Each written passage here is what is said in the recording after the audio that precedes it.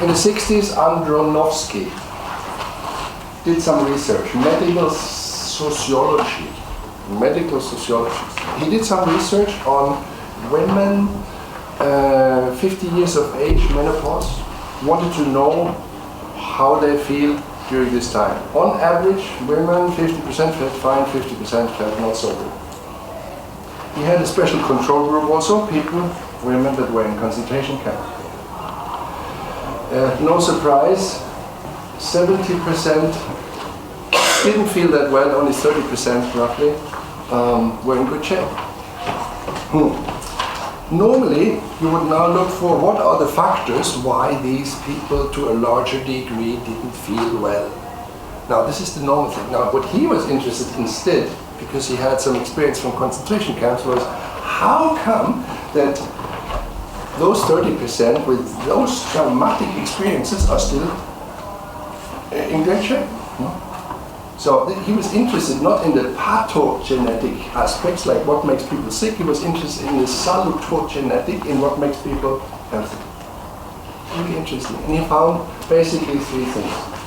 These people are really in good shape and seem to be really resilient, really powerful, and could keep good health no matter what.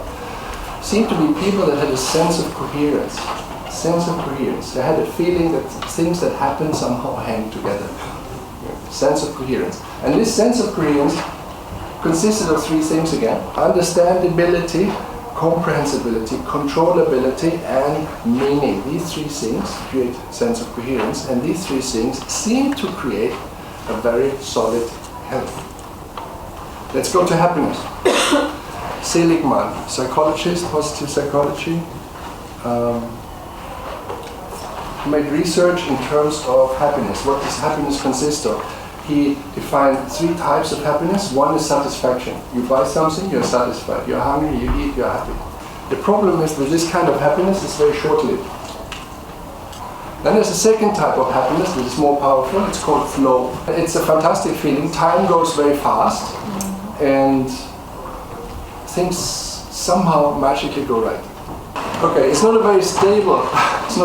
So the third one, again, meaning. If you have a meaning outside yourself, if you have a feeling that you're meaningful for something or somebody outside yourself, that gives a lasting and stable feeling of happiness. There's somebody called Daniel Pink, Pink,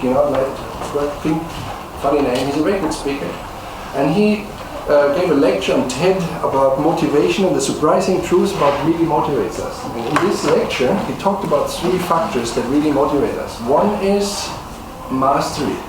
We strive for becoming really good at something. The second factor was autonomy. The feeling that can work on yourself, can be completely self-contained, self-responsible. It is very motivating. If you always are dependent on somebody else, and you cannot make your own decision, it's a pain in the ass. It really depresses your motivation. And the third one, again, meaning. Okay, a feeling that what you're doing is meaningful. Now, if you're capable of communicating goals with people in it, suddenly the driest economic, boring goal suddenly contains meaning. It has a tendency to help to make people motivated, happy, and healthy. It's very powerful.